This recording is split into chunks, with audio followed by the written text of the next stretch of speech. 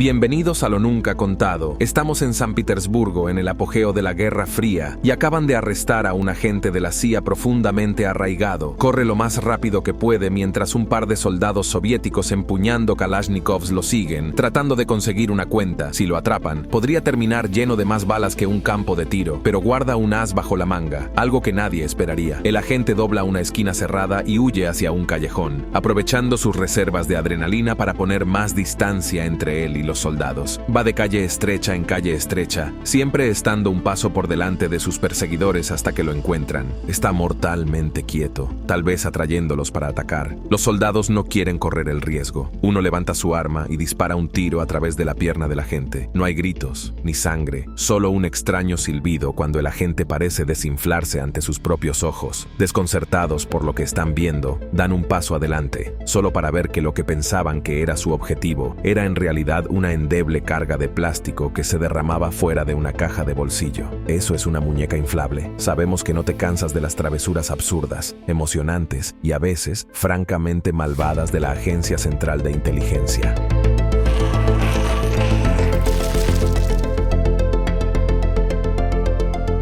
Durante las varias décadas transcurridas desde sus humildes comienzos como oficina de servicios estratégicos, reuniendo inteligencia detrás de las líneas enemigas durante la Segunda Guerra Mundial, la CIA se ha convertido en una fuerza monolítica que lleva a cabo actividades cuestionables en todo el mundo, con operaciones que van desde controvertidas hasta completamente ilegales. Si bien podrían afirmar que solo actúan dentro de la Constitución y las leyes de los Estados Unidos, además de adherirse a los tratados internacionales, aspectos como la legalidad, la moralidad y la decencia humana en general se consideran completamente opcionales para la CIA, desde torturar a los detenidos en lugares fuera de la ciudad. El libro Sitios Negros, planificación e intentos de asesinatos y respaldo a fuerzas paramilitares para derrocar gobiernos que Estados Unidos se siente amenazado. La CIA no es ajena a tener en su haber una gran cantidad de violaciones de derechos humanos. No nos creas. Bueno, a riesgo de terminar en una lista de vigilancia de la agencia, aquí hay solo 10 de las operaciones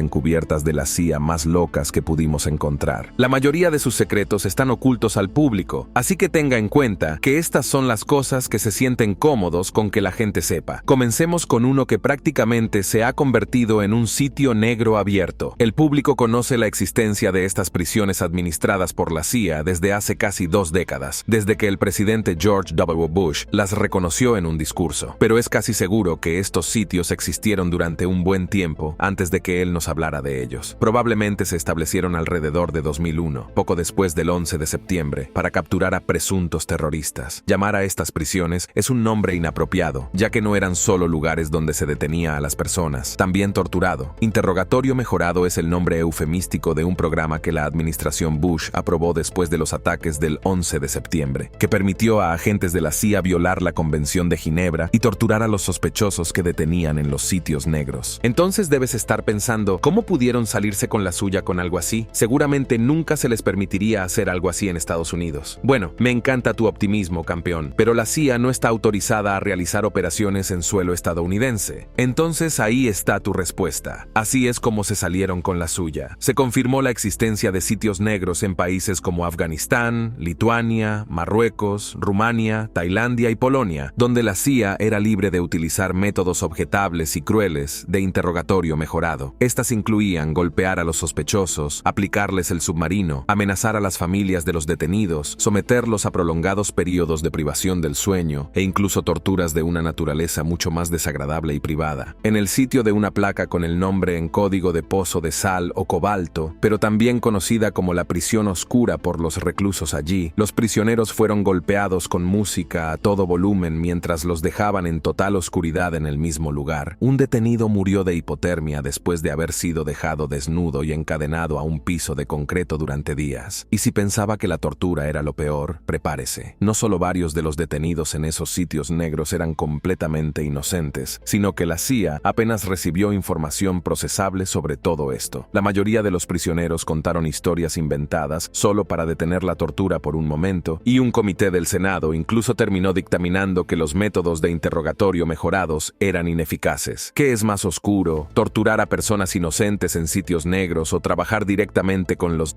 Decisión difícil, ¿verdad? Pero los chicos de Langley no están aquí para discutir sobre cuál es peor. No preguntan ambas cosas. Probablemente ya esté familiarizado con la Operación Paperclip, un programa de inteligencia estadounidense que reubicó a más de 1000 ex científicos y técnicos. Después de todo, su conocimiento ayudaría a desarrollar avances tecnológicos con fines militares e industriales, e incluso ayudaría en parte a llevar a la humanidad a la Luna. Todo lo que hizo falta fue mirar hacia otro lado sobre para qué se podría haber utilizado la experiencia científica durante la Segunda Guerra Mundial. Pero puede sorprenderle saber que la Operación Paperclip no fue la única operación de posguerra en la que la CIA o su precursora, la Oficina de Servicios Estratégicos, recurrieron a los de ayuda. La siniestramente llamada Operación Bloodstone involucró a la agencia rastreando a los y sus colaboradores que vivían escondidos después de la Segunda Guerra Mundial, no para llevarlos a juicio, sino para alistarlos como agentes. Sí es cierto, muchos de los que fueron contratados como parte de la Operación Bloodstone habían sido ex agentes de inteligencia, muchos de los cuales eran culpables de cometer crímenes de guerra. Después de todo, la CIA se permite violar los derechos humanos todo el tiempo. Naturalmente, buscarían contratar agentes con experiencia laboral relevante, propuesto por el Departamento de Estado de Estados Unidos y aprobado en 1948 por un comité formado por consultores del Ejército, la Marina y la Fuerza Aérea de los Estados Unidos. Sí, alguien aprobó esta idea. El propósito de Bloodstone era buscar que vivieran en áreas controladas o influenciadas por la Unión Soviética. Verá, justo al final de la Segunda Guerra Mundial, Estados Unidos comenzó a volverse realmente paranoico respecto de la expansión del comunismo en otros países. Por suerte para la CIA, esto significaba que estaban ideológicamente alineados con agentes que se escondían en países de la Unión Soviética, América Latina y Canadá, y que también compartían la intensa aversión de Estados Unidos por el comunismo. En las primeras etapas de la Operación Bloodstone, la CIA pudo identificar varios elementos anticomunistas en países tanto dentro como fuera de la órbita de la Unión Soviética. Se los consideró activos potencialmente valiosos para la agencia gracias a su capacidad para contrarrestar la propaganda prosoviética. A través de Bloodstone, la CIA buscó proporcionar a estos individuos financiación para convertirlos en una red internacional más coordinada. La operación se amplió poco después de su aprobación y luego se permitió a la CIA movilizar estas fuerzas amigas. Estoy bastante seguro de que los son notoriamente hostiles a la hora de realizar acciones encubiertas dentro de áreas controladas por los soviéticos. Se decía que estas incluían la realización de guerra psicológica, sabotaje y el rescate de cualquier aviador de las fuerzas aliadas retenido en países soviéticos. A algunos de estos convertidos en títeres de la CIA, se les permitió incluso capturar objetivos de valor para Estados Unidos y asesinar a otros. Recuerde hace solo unos minutos cuando señalamos que la CIA no está autorizada a realizar sus operaciones internamente dentro de los Estados Unidos. Eso es lo que nosotros en el negocio del entretenimiento llamamos presagio, porque resulta que nadie pensó en decirle al tramposo Dick que no permitiera que la CIA nos espiara a los ciudadanos. Bueno, nadie en la CIA realmente se opuso, incluso si es una violación directa de sus propios estatutos. Ups, hablemos de la muy acertada Operación Caos. Durante la presidencia de Richard Nixon, hubo una desaprobación generalizada de la guerra de Vietnam entre el público estadounidense, hasta tal punto que más de 250,000 de personas solo en Estados Unidos participaron en manifestaciones contra la guerra. Nixon no estaba contento con eso y rápidamente llegó a resentirse con el movimiento contra la guerra, no solo porque las personas que se oponían al conflicto ayudaban a bajar la moral de las tropas estadounidenses que luchaban en el extranjero, sino también porque tenía sospechas de que podría haber otras fuerzas detrás de esto específicamente. Espere a los dramáticos comunistas. Otro presagio de lo anterior es que a finales de los años 40 Estados Unidos estaba empezando a dar a conocer su miedo al comunismo y a tratar de detener su propagación en otros países de forma encubierta. Luego, a finales de los años 60, la paranoia hacia el comunismo estaba plenamente de moda. Era prácticamente un pasatiempo nacional y así, sospechando que potencias extranjeras podrían estar respaldando el movimiento contra la guerra en Estados Unidos, Nixon ordenó a la CIA que investigara la posibilidad de apoyo comunista a las manifestaciones contra la guerra de Vietnam. Como resultado, nació la Operación Caos y la parte de los estatutos de las CIA que ordenaba que centraran sus esfuerzos de contrainteligencia en objetivos en el extranjero fue convenientemente ignorada. Los agentes de la CIA fueron enviados a infiltrarse en universidades de todo Estados Unidos, apuntando a varios grupos de derechos civiles y contra la guerra, aprendiendo la cultura e incluso las diferentes jergas utilizadas por los grupos a los que apuntaban. Estos agentes reunieron los nombres de más de 300.000 ciudadanos y organizaciones estadounidenses vinculados al movimiento, y se elaboraron archivos más detallados sobre más de 7.000 personas, detalles como su lugar de nacimiento, listas completas de sus familiares y sus afiliaciones con diferentes organizaciones estaban contenidos en 201 archivos. Y nuevamente, este es un saludable recordatorio de que los estatutos de la CIA generalmente les impiden hacer esto debido a un principio de la Constitución estadounidense que da derecho a los ciudadanos estadounidenses a un alto grado de privacidad. Se encontró que cualquier vínculo con la influencia comunista extranjera en el movimiento contra la guerra era, en el mejor de los casos, tenue. La CIA informó a Nixon en 1969, diciéndole que no veían mucho en cuanto a financiación o entrenamiento comunista. Tampoco parecía haber ninguna dirección o control externo sobre los grupos de disturbios civiles a los que se había dirigido la agencia. Resulta que la gente tenía sus propias razones para no apoyar la guerra de Vietnam, que no requerían el atractivo tan aterrador del comunismo. Muchos de los investigados por la CIA como parte del caos eran estudiantes, y el entonces director de la agencia, Richard Helms, incluso lo reconoció en una carta de presentación al secretario de Estado, Henry Kissinger. Señaló que espiar a estudiantes estadounidenses no estaba exactamente en el ámbito de las CIAs, y si alguien se enterara de la existencia de la Operación Caos, resultaría muy embarazoso para todos los involucrados. De nuevo,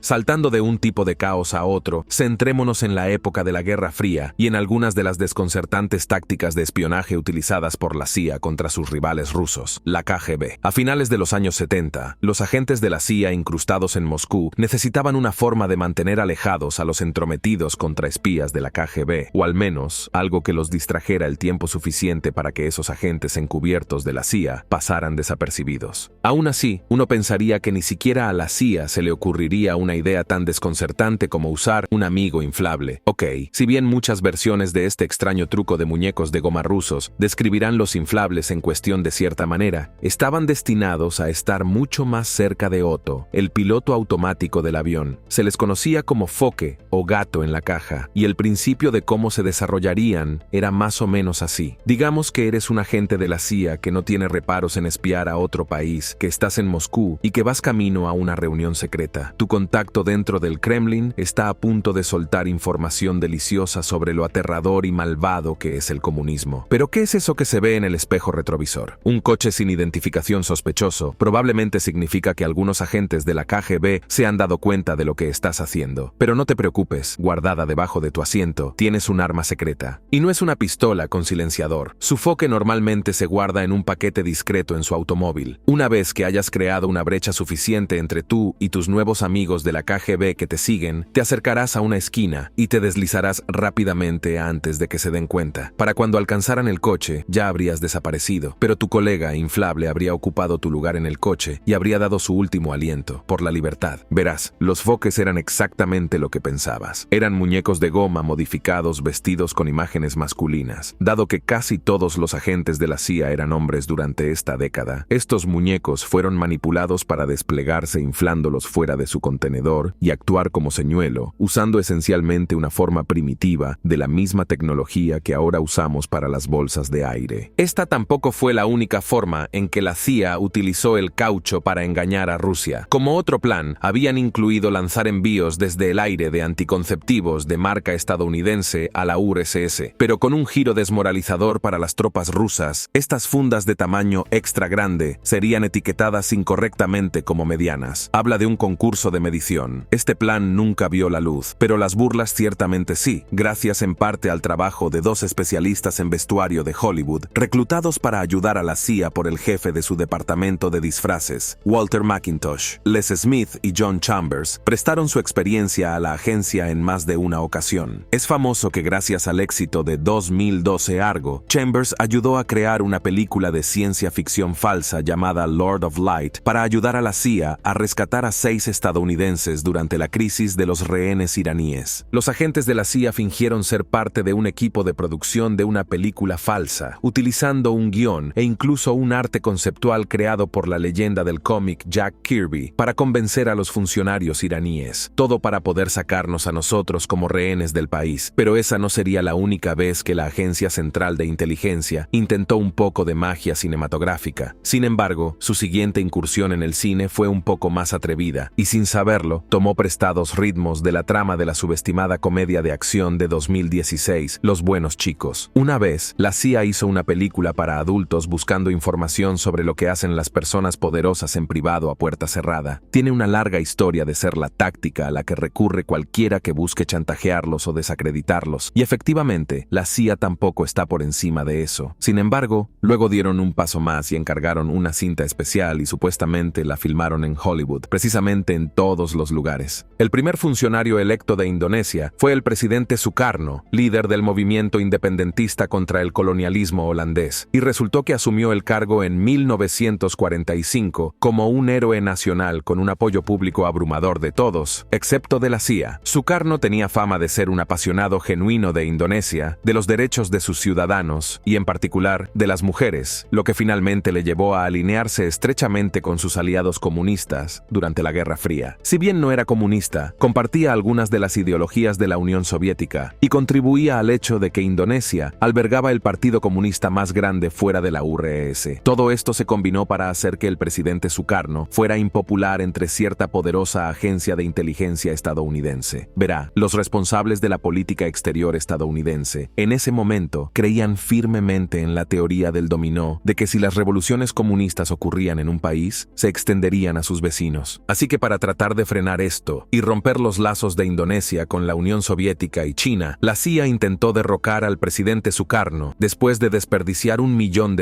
tratando de influir en las elecciones de 1955 en Indonesia. Su método habitual de entrenar a los rebeldes locales para lanzar campañas paramilitares contra el líder de otro país simplemente no estaba funcionando del todo. Pero habían estado circulando informes de que el presidente Sukarno supuestamente había tenido una aventura con una azafata, que podría haber sido, como resultó, un espía de la KGB, lo que ahora potencialmente significaba que los soviéticos tenían influencia contra él. Sin embargo, la CIA vio esto como una oportunidad para socavar la reputación de Sukarno como héroe nacional de Indonesia, al presentarlo como una figura sórdida y promiscua. Simplemente difundir rumores sobre Sukarno no iba a suceder. Pero córtalo, al final resultó que la KGB ya había intentado chantajearlo, enviando a un grupo de mujeres haciéndose pasar por azafatas a una habitación de hotel en la que se hospedaba para algunas actividades grupales que supuestamente incluso filmaron, pero esto no hizo nada para dañar la reputación de Sukarno, quien siempre había apoyado y practicado abiertamente la poligamia. Cuando las fuerzas rebeldes, respaldadas por la CIA en Indonesia, demostraron ser ineficaces para derrocar al gobierno indonesio, la agencia recurrió a métodos más picantes, creando un doble con una máscara realista que se parecía a Sukarno.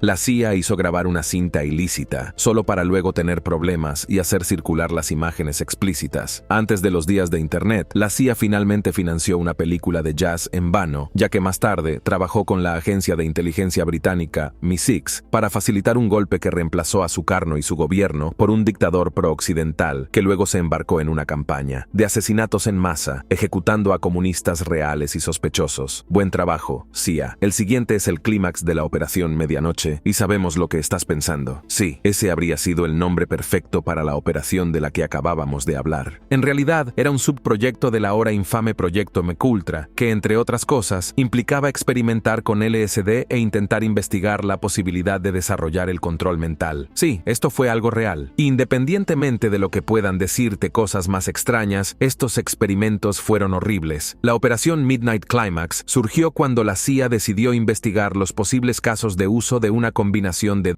y encuentros íntimos para interrogar a posibles sospechosos. Y al igual que la Operación Caos, esta fue otra operación encubierta de la CIA que tuvo lugar aquí en Estados Unidos, San Francisco, para ser exactos. La CIA reclutó escoltas locales para recoger a hombres completamente modestos en los bares y llevarlos de regreso a un burdel que la agencia había convertido en su propio laboratorio de pruebas. Había espejos bidireccionales por todas partes para que los agentes pudieran observar y filmar las reacciones de sus sujetos de prueba prueba involuntarios y sin consentimiento a un precio de $100 cada uno para las mujeres que los trajeron. A cada uno de estos hombres se le administró dietilamida del ácido lisérgico sin su conocimiento. Esto se hizo para distorsionar sus sentidos y perjudicar su sentido normal de juicio, mientras los agentes de la CIA en la habitación de al lado monitoreaban cómo reaccionaban a las...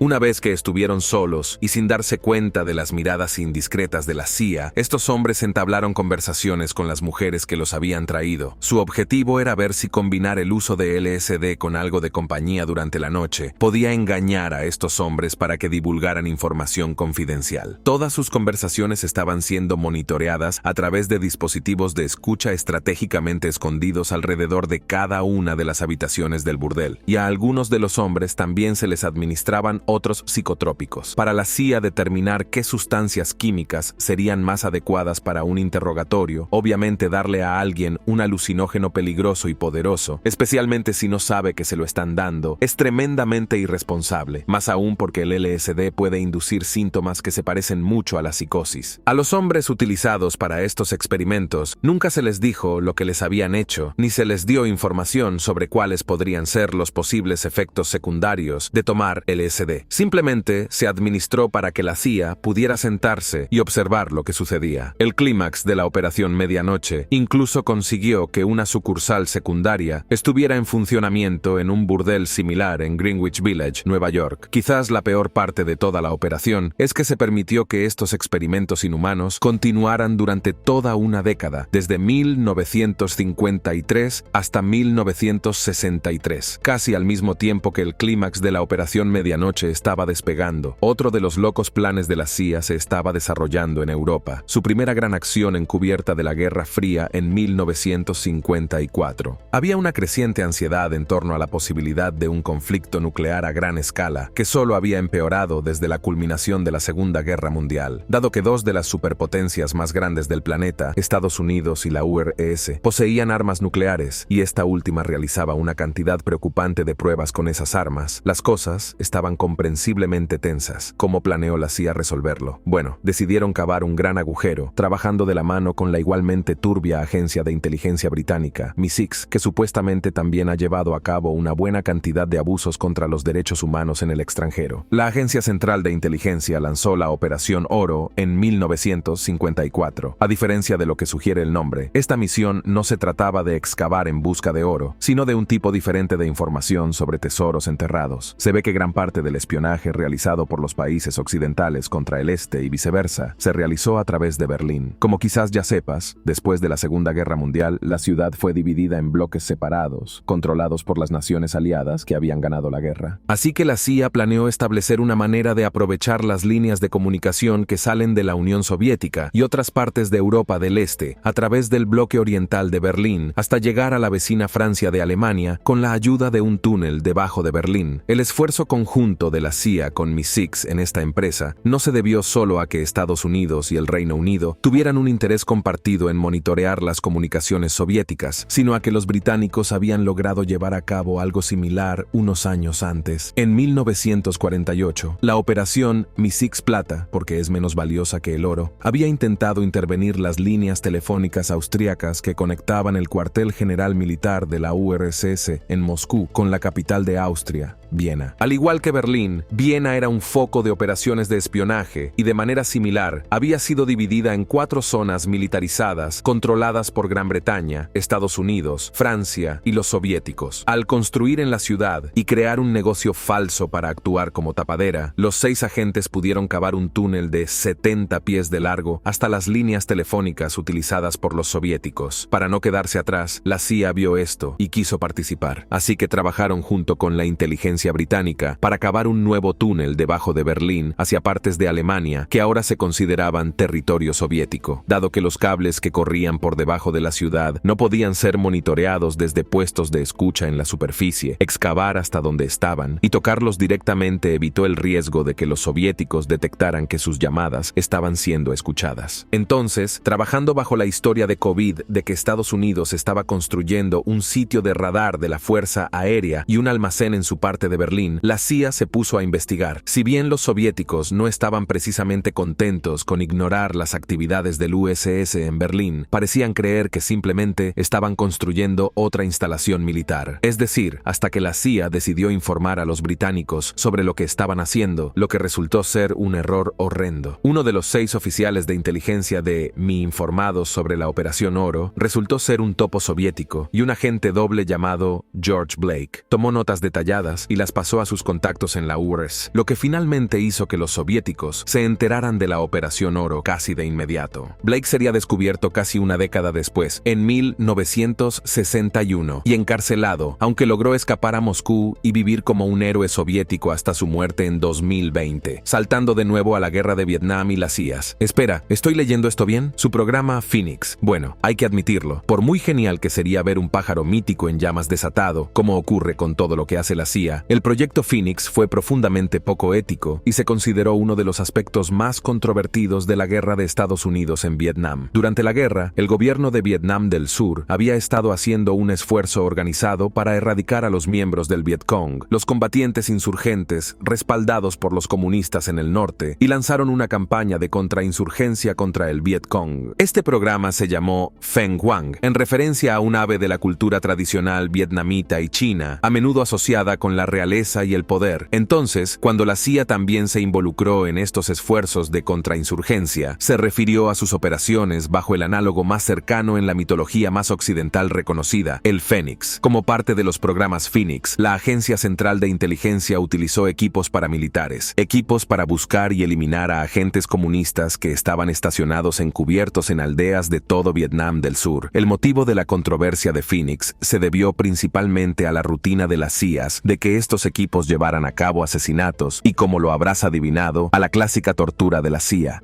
Y todo esto fue mientras los funcionarios estadounidenses negaban cualquier participación en estas actividades en Vietnam. Verá, dado que los equipos paramilitares incluidos soldados, analistas y, por supuesto, interrogadores que trabajaban bajo las órdenes de las CIAs eran vietnamitas, eso permitió a Estados Unidos un grado de negación plausible. La misión del programa Phoenix era destruir directamente al Vietcong, atacar toda su infraestructura por cualquier medio necesario, incluidos no solo asesinatos selectivos, sino también actos de terrorismo. Parte de la premisa detrás del programa era la idea de que la influencia del Vietcong solo se había extendido en Vietnam del Norte gracias al apoyo de civiles locales que no necesariamente se unían para luchar, pero que potencialmente habían permitido al Vietcong operar en áreas regionales o incluso ayudarlos a coordinar sus esfuerzos de insurgencia. Así, partiendo del supuesto de que muchos de estos civiles no combatientes eran en secreto miembros del Vietcong, el programa Phoenix neutralizó a 81.740 personas. Más de 26.000 de esas personas murieron y el resto se entregó a los agentes del programa Phoenix o fue capturado. La naturaleza misma del programa fue ampliamente criticada por ser un programa de asesinato de civiles, dado el número de personas inocentes, muy probablemente neutrales, asesinadas, ya sea bajo sospecha de participación del Vietcong o simplemente para dejar al BC con menos personas para influir en eso. Ciertamente lo hizo al reprimir las actividades insurgentes revolucionarias del Vietcong. Cuando los detalles del programa Phoenix se hicieron públicos, la CIA enfrentó críticas generalizadas y se vio obligada a cerrarlo. Sin embargo, eso no quiere decir que el Phoenix o su método se detuvieran allí, ya que un programa similar, el Plan F-6, continuó bajo el gobierno de Vietnam del Sur. Si bien es fácil centrarse en la brutalidad y la inhumanidad de métodos como la tortura o el manejo insidioso de fuerzas extranjeras para hacer el trabajo sucio del USS, una de las armas más aterradoras de las CIAs es su control sobre la información. Lo que al público se le permite saber y lo que se mantiene dentro puede influir enormemente en las opiniones de la gente. Así es esencialmente cómo funciona la propaganda. Además de controlar el acceso a la información disponible públicamente, el arte y la literatura han tenido durante mucho tiempo un poder increíble para influir en las perspectivas de las personas. Por ejemplo, durante los años 50, la CIA intentó redistribuir una novela rusa clásica por todo el mundo como un arma, una pieza de propaganda para volver las opiniones globales contra la Unión Soviética y contra el comunismo en su conjunto. Escrito por Boris Pasternak, Dr. Zhivago sigue a su personaje ficticio titular, un médico y poeta, a través de los acontecimientos históricos de la Revolución Rusa de 1905 y la Segunda Guerra Mundial. Entonces, ¿por qué este libro ruso se publicó originalmente por primera vez en Italia? Bueno, Pasternak pertenecía a una clase social social más antigua dentro de su casa de Moscú, una clase que había perdido el favor público desde la revolución comunista del país, dado que, debido a sus antecedentes, el libro reservado de Pasternak transmitía su propia postura muy crítica contra la Revolución de Octubre. La URSS se negó a permitir la publicación de Dr. Zhivago en Rusia. Fue uno de los numerosos libros prohibidos o censurados por contener sentimientos antirrevolucionarios. Si un explorador literario italiano que vivía en Moscú no hubiera pasado de contrabando el manuscrito a una editorial de Milán, probablemente nunca habría visto la luz tras su publicación. El Dr. Zhivago le valió a Pasternak el Premio Nobel de Literatura en 1958, lo que enfureció al Partido Comunista de la Unión Soviética, que instó al Kremlin y al Partido Comunista Italiano a suprimir la publicación del libro. Ahora bien, un libro que provoca la ira de la Unión Soviética es un libro que la CIA estaría muy interesada en leer. Tanto es así que cuando un oficial de inteligencia británico envió a la agencia 2 rollos de película que contenían fotografías de las páginas del libro, la CIA vio posibilidades de utilizar al Dr. Zhivago para sus propios fines. Al leer el libro, estuvieron de acuerdo con la evaluación de la Unión Soviética de que Pasternak había creado una paz antirrevolucionaria, pero para la CIA podría ser una valiosa herramienta como pieza de propaganda. Así que planearon volver a publicar Dr. Zhivago esta vez en ruso y luego difundirlo entre los ciudadanos soviéticos para influir en sus opiniones contra el Partido Comunista. La CIA recibió luz verde para explotar la novela de Pasternak, siempre y cuando quedara claro que el gobierno de Estados Unidos, cito, no tuvo nada que ver en el proceso. Por supuesto, eso solo significaba que Estados Unidos no quería que fuera demasiado obvio que estaban involucrados. Al buscar la ayuda de la inteligencia y los editores holandeses, así como de diplomáticos del Vaticano, la CIA pudo distribuir alrededor de 1000 copias rusas del Dr. Zhivago a los visitantes soviéticos que asistieron a la Feria Mundial de 1958 en Bruselas. En julio del año siguiente, se habían impreso en la sede de la CIA al menos 9000 ediciones de bolsillo del libro. Se encontraban entre los 10 millones de ejemplares de libros y revistas anticomunistas que la CIA pudo difundir en la Unión Soviética durante el transcurso de la Guerra Fría. Intentar influir en la opinión de los adultos a través de la propaganda es una cosa, pero tratar de influir específicamente en los niños con una campaña de miedo dirigida es posiblemente aún más siniestro. Esto nos lleva a posiblemente la operación COVID de la CIA más loca y notoria de la que hemos hablado Today Day, un proyecto conocido solo por el nombre en clave Devil Eyes. Entre 2005 y 2006, la Agencia Central de Inteligencia estuvo involucrada en un programa secreto de guerra psicológica que buscaba aterrorizar a los niños pequeños mediante la distribución de figuras de acción de Osama Bin Laden. Sí, escuchaste bien, figuras de acción de Bin Laden. Naturalmente, a mediados del año 2000, la guerra estadounidense contra el terrorismo todavía estaba en pleno apogeo en respuesta directa al 11 de septiembre, y Bin Laden, el fundador de la organización terrorista islamista militante, había sido identificado como el cerebro detrás del ataque al World Trade Center. A las pocas semanas de que se produjeran los ataques, el ejército de los Estados Unidos ya había respondido con ataques contra militantes asociados con Al-Qaeda y la organización terrorista talibán, invadiendo el país de Afganistán y matando o capturando a miles de partidarios de Al-Qaeda. Esto llevó a sus líderes, incluido Bin Laden, a esconderse. Sin embargo, en lugar de debilitar a Al-Qaeda, la invasión estadounidense los había alentado a evolucionar, llevando a cabo contraataques contra el ejército estadounidense a través de células más pequeñas y otros grupos independientes de base que se formaron en apoyo a Al-Qaeda y en oposición a Estados Unidos. Así que a la CIA se le ocurrió una extraña estrategia para asustar a los niños de Afganistán y Pakistán, así como a sus padres, para que no aceptaran los mensajes antiamericanos de Al-Qaeda y Bin Laden, aterrorizándolos de que fuera un demonio. La agencia contó con la ayuda de Donald Levine, un ex ejecutivo de Hasbro, que había sido considerado el padre de G.I. Joe por su papel en el lanzamiento de la popular línea de juguetes, una que glorificaba las diversas ramas del ejército estadounidense ante los niños invitados. La CIA supuso que él también tenía experiencia laboral relevante para lo que habían planeado. La agencia hizo que Levine diseñara un muñeco de aproximadamente 30 centímetros y que se pareciera a Osama Bin Laden. Se fabricaron 3 prototipos y 2 incluso resurgieron en 2014 y 15, vendiéndose en una subasta por casi $12,000 y más de $6,000 respectivamente. El plan era pintar la cara de la figura con un material que se despegaría al calentarse para revelar una cara más aterradora. Debajo de esta cara de demonio, Bin Laden tenía la piel roja, marcas faciales negras y penetrantes ojos verdes. De ahí el nombre en clave de Devil Eyes del proyecto. proyecto. Donald Devine tenía contactos comerciales en China que ayudarían con la fabricación y distribución de los muñecos demoníacos, 2 niños afganos y pakistaníes, para asustarlos a ellos y a sus familias, y poner a la opinión pública en contra de Bin Laden y Al-Qaeda. Si bien la CIA reconoció la existencia del programa Devil Eyes en 2014, se desconoce cuántos se fabricaron más allá de los 3 prototipos. Se dice que el restante todavía está en posesión de la CIA. Sin embargo, durante mucho tiempo ha habido rumores de que cientos de juguetes terroristas fueron fabricados e incluso enviados a Karachi, Pakistán, en 2006.